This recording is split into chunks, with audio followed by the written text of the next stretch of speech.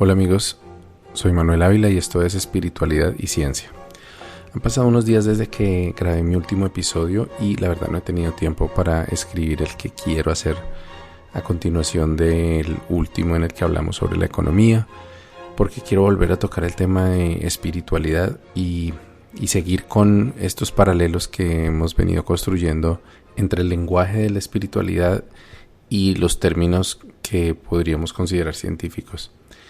Tengo ya una lista grande de temas para tratar y creo que les van a gustar, pero pues por ahora esta semana estuve descansando un poco con la familia, aprovechando unos días de vacaciones y también terminando otro proyecto del que me siento muy orgulloso, que es una página web que he venido haciendo desde hace 6 años, no es contenido propio, sino es un homenaje que le he hecho a una de las obras literarias más importantes en mi vida, porque marcó mucho de mi curiosidad por la ciencia, por las artes, por la literatura, y es la Enciclopedia del Mundo de los Niños. De pronto algunos de ustedes que me escuchan y me conocen ya han ojeado esta página.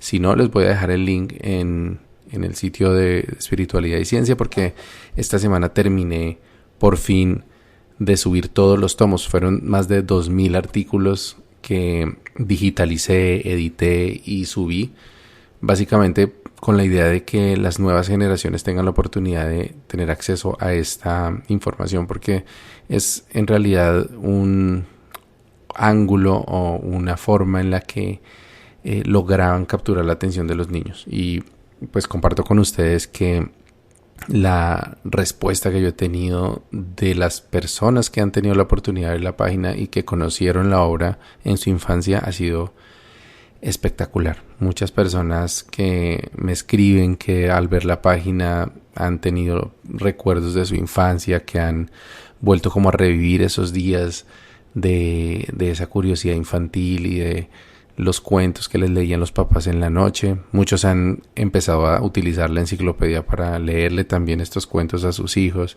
Entonces ha sido algo muy bonito. De hecho, también lo quería comentar porque una de las enseñanzas importantes que tengo después de estos años de camino espiritual es que muchas veces lo que hacemos con el corazón, así sea pequeño, pero que sea con de verdad pasión, con entrega y con esfuerzo, tiende a tener un efecto mucho más importante en los otros y muchas veces es más eficaz para lograr acercarnos a la espiritualidad que muchas veces ceremonias, rituales o cosas complicadas. Y lo digo porque esta enciclopedia, que yo lo hice como un esfuerzo personal, como digo, de homenaje a esta obra que fue tan importante para mí, ha terminado trayéndole momentos de felicidad a muchas personas que me lo han dicho así en los comentarios. Algunos me han dicho que han llorado de la emoción al volver a ver ese libro después de 30 años de no haberlo vuelto a ver. Y pues nunca sabremos cuándo esa sonrisa o ese momento de felicidad que le traemos a alguien se puede convertir en algo importante en su vida, o puede llegar en el momento justo, impedir que una persona tome una mala decisión, por ejemplo. Nunca lo sabremos. Después voy a hablar un poco sobre esto que tiene que ver con la causalidad y cómo muchas veces los movimientos pequeños pueden causar consecuencias grandes e importantes. Bueno, pero el día de hoy el tema que les tengo es volver al libro que venía escribiendo sobre mi vida. Entonces les voy a compartir la siguiente parte posterior a los capítulos de mi padre y mi madre. Y esto tiene que ver con mi infancia, con mis primeras experiencias que puedo decir que me sirvieron de base para el camino espiritual y pues para la vida que he venido caminando. Entonces se llama Despertando a la Vida. El primer recuerdo que tengo sucedió en el colegio La Presentación Luna Park, en el cual hice kinder, el único año de educación preescolar que cursé en 1983. Tenía 3 años y recuerdo estar observando el contrapeso de una de las canchas de baloncesto del colegio. El cilindro metálico, probablemente relleno de concreto, usado para evitar que la estructura se viniera abajo por el peso del tablero, se me antojó del diámetro similar al de los balones de baloncesto que conocía. Por lo tanto, deduje que aquel debía ser el lugar donde se guardaban los balones cuando no se estaban usando. El recuerdo no tiene ninguna importancia, salvo el hecho que se mantiene con total claridad en mi mente, y que la curiosidad por comprender cómo funcionan las cosas y qué tienen por dentro corresponde al proceso mental que aún hoy en día percibo como mi forma de pensar. Un año más tarde, me encontraba ya cursando el primer grado de primaria con 4 años de edad y mucha más claridad de pensamiento. Recuerdo muy bien varios episodios de mi primer año de escuela pública en la escuela San Benito, jugando con amigos tratando de interiorizar las reglas de ortografía que la profesora nos enseñaba, y especialmente enfrentando los primeros miedos que recuerdo haber sentido. Se trataba de una compañerita que se sentaba al lado mío, que era antipática conmigo. Es probable que su actitud fuera hostil con otros niños también, porque alguna vez, después de pelear con otro niño, recibió un cruel castigo. Aquel niño tomó un lápiz con la punta extremadamente afilada y le hizo una cortada aparentemente profunda en su cuello desde una oreja hasta la otra.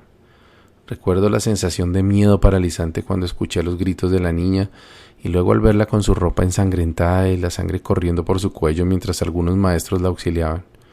Más adelante tendría que conocer por primera vez mi primera sangre cuando sufrí una herida profunda en un pie mientras me encontraba jugando en el patio del colegio sentado en el piso. Un trozo de vidrio, tal vez proveniente de alguna botella rota, se me había incrustado cerca del tobillo de tal forma que tuve que ser remitido al centro de salud más cercano para extraer el fragmento y suturar la herida. Estos eventos, además de las constantes y desmotivantes X con tinta roja que la profesora usaba para descalificar mis interminables planas, causaron que mis padres me cambiaran de colegio a uno en el que alguno de ellos trabajara en ese momento. El cambio fue recibido como un bálsamo, ya que asistir a clases se estaba convirtiendo en una desagradable experiencia. El problema era que mi descubrimiento de la maldad y el peligro en el mundo no se limitaron a la pasiva observación de los eventos experimentados. Por el contrario, mi inquieta mente acostumbraba a probar hipótesis y ensayar explicaciones para todo. Se encontraba empeñada en la necesidad de comprender cómo era posible que una persona pudiera hacerle daño a otra de una forma tan cruel. También recuerdo haber experimentado el dolor físico de una forma tan intensa que me hizo pensar en el dolor de otras personas y tener la capacidad de simpatizar con ellos al punto de que podía imaginar de forma muy vívida cómo experimentaban su propio dolor. Esta manera de pensar era tan solo una parte de una fascinación general que tenía por comprender el mundo, experimentarlo de primera mano, dividiéndolo en partes y analizándolo al más pequeño detalle. De la misma forma que me cuestionaba a tan temprana edad sobre la naturaleza de las emociones humanas, también lo hacía sobre el funcionamiento de los electrodomésticos y los fenómenos naturales. Si pudiera resumir en una sola frase mi actitud frente a la vida durante la mayor parte de mi infancia sería: yo experimento. El conocimiento me atraía, pero mucho más la experiencia de construirlo con base en mi propia perspectiva. Metía los dedos entre las llamas de las velas para conocer la naturaleza del fuego, desarmaba mis juguetes y pequeños renacuajos para comprender cómo funcionaban, pero también jugaba con mis propios miedos e instintos para conocer sus límites dentro de mi propia mente. La curiosidad que desde tan pequeño me caracterizaba era a la vez alentada y coartada por mis padres, quienes con seguridad se debatían entre la voluntad de inculcar en mí un espíritu inquisidor con la obediencia necesaria para encajar en la sociedad. Por una parte me proporcionaban libros sobre dinosaurios, Leonardo da Vinci o astrofísica y me sugerían interesantes retos para mi mente, pero de la misma forma tenían que limitar mis a veces peligrosos experimentos caseros, algunos de los cuales involucraban fuego, electricidad, alturas, objetos cortopunzantes o una combinación de todo lo anterior. Viví una infancia a todas luces feliz, protegido, tranquilo e intelectualmente estimulado. Gracias a crecer con 2 hermanas, también tuve siempre compañía en mis aventuras y aliadas para llevar a cabo mis proyectos. Muchos de ellos a escondidas de mis papás, por supuesto. Ellos fueron padres presentes, cariñosos, sin la melosería característica de la paternidad del siglo XXI, siempre disponibles y siempre listos para apoyar a sus hijos en todo lo que necesitáramos para crecer saludables y alegres. Sin embargo, debido a la forma en que ellos fueron criados, su visión sobre las emociones siempre fue muy pragmática. Temas como el amor, el miedo, la maldad, el sexo, la experiencia humana, el propósito de la vida o la muerte eran tratados desde la perspectiva de la religión o de su función práctica. Las conversaciones sobre esos temas generalmente se zanjaban acudiendo a la fe en la ayuda de la providencia divina o argumentando que eran temas en los que uno no debía ponerse a pensar, sino ocupar la mente en cosas productivas. La verdad es que en mi caso, al menos durante mi infancia, esas respuestas fueron suficientes. No así para mi hermana Julia Ginette, quien ya en su preadolescencia tuvo que lidiar con una depresión causada por la angustia que le generaba la idea de la muerte propia y de sus seres queridos. Yo, por otra parte, estaba muy ocupado devorando conocimientos sobre todos los temas que me interesaban y experimentando cada emoción nueva que despertaba en mi ser. Dentro del espectro de las emociones humanas había 3 en particular que me fascinaban desde entonces: el romance, el miedo y la espiritualidad. Las 3 probablemente entre las emociones más profundas que puede llegar a conocer el ser humano, y en mi caso particular las que definirían mi vida en adelante. Amor. Tuve la fortuna de crecer con unos padres que, sin llegar a ser cursis o sin siquiera usar la frase te amo, ni entre ellos ni con sus hijos, supieron siempre demostrar el amor de forma tierna y profunda. Entre ellos siempre se llamaron amor, y esa es la forma en que yo aprendí para referirme a mi pareja. De la misma forma, siempre fue cotidiano ver expresiones espontáneas de cariño de mi padre hacia mi madre, con un beso, un abrazo, una sorpresa, un trozo de poesía y uno que otro piropo. Con tal ejemplo en casa, era apenas natural que quisiera explorar desde muy temprano la experiencia del amor, y la primera mujer hacia quien recuerdo haber tenido ese sentimiento fue una prima hermana a quien veía en promedio una vez por año. Este amor improbable me acompañó desde que tenía, calculo yo, unos 6 o 7 años hasta ya entrada mi adolescencia. En cierto modo, también sentó las bases de mi forma de entender el amor. Al tratarse de un sentimiento no correspondido, que se nutría de tan solo una mirada, un abrazo, una sonrisa, aprendí a reconocer el amor como una emoción individual y no necesariamente de pareja. No había ninguna expectativa en mi amor infantil, salvo esperar con ansias un nuevo encuentro para regar ese amor con unas pocas gotas de agua y mantenerlo con vida. Mi prima era de hecho odiosa o indiferente conmigo en algunas oportunidades, cosa de la cual no la culpo, ya que era legendaria mi impertinencia. Pero aún así, yo sabía que entre los dos había una conexión especial, un cariño diferente, y generalmente ese sentimiento relucía en el momento de la despedida, cuando ella debía regresar a su ciudad de origen luego de unas vacaciones. Esos breves instantes de un abrazo con unas palabras de afecto eran suficientes para mantener la llama de ese amor infantil con vida y fuerza para los siguientes meses. Tania era para mí lo que Becky Thatcher para el incorregible Tom Sawyer, un amor silencioso y desesperanzado que, sin embargo, me otorgó muchos de los momentos más felices de mi infancia. También era un amor que se mantenía en el trasfondo cuando la vida me presentaba una nueva oportunidad para experimentar el romance. Fue así como tuve a los 8 años mi primera novia, cuando hacia grado 5 de primaria, sin siquiera un beso de por medio, aquella dulce niña de rizado cabello negro de quien nunca volví a saber nada después de terminar la primaria, también cautivó mi pensamiento y mi corazón por un buen tiempo, durante el cual mi prima me aportaba otros tantos suspiros. Eso mismo sucedió en otras ocasiones, a veces de forma fugaz, durante una visita a un balneario o en un paseo de la escuela. Era claro que era una persona propensa a enamorarme, y lo disfrutaba enormemente. Casi todas las noches dedicaba mis últimos pensamientos antes de dormir a esa niña o niñas que en el momento fueran objeto de mi afecto. Pasaba horas hablando sobre ellas con mis hermanas, sobre todo con Julia Ginette, y vivía con total intensidad cada encuentro que la existencia me permitiera con quienes despertaban en mí ese mágico sentimiento. Con el tiempo, aprendí a reconocer, sin embargo, que mi experiencia sobre el amor no se limitaba a mi relación con las mujeres. De una forma muy similar a la facilidad con la que me enamoraba de las chicas, me enamoraba también de la música, libros, programas de televisión o juegos. Así, por ejemplo, puedo recordar con claridad el momento exacto en el que escuchaba por primera vez una canción que resonara con mis fibras más íntimas. El baile de los que sobran, de los prisioneros por allá en 1985, Yo que te amé de Ricardo Montaner en 1988, Please Forgive Me de Bryan Adams en 1993 o Yesterday de los Beatles en 1994. Algunos de los libros que marcaron mi infancia fueron unos libros animados sobre la vida de Leonardo da Vinci, el espacio y dinosaurios. Un par de esos libros los llegué a memorizar en su totalidad.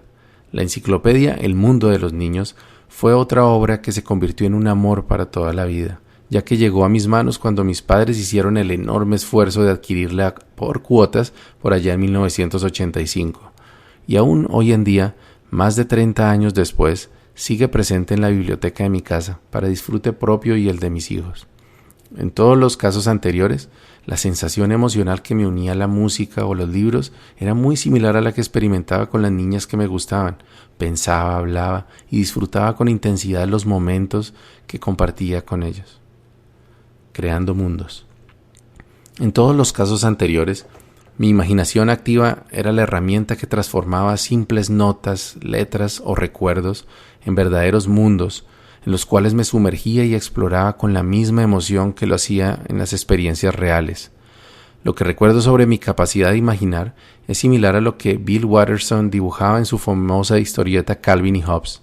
Cualquier elemento que estimulara mi creatividad me permitía crear una realidad temporal en la cual las situaciones fluían con la misma naturalidad que en el mundo real.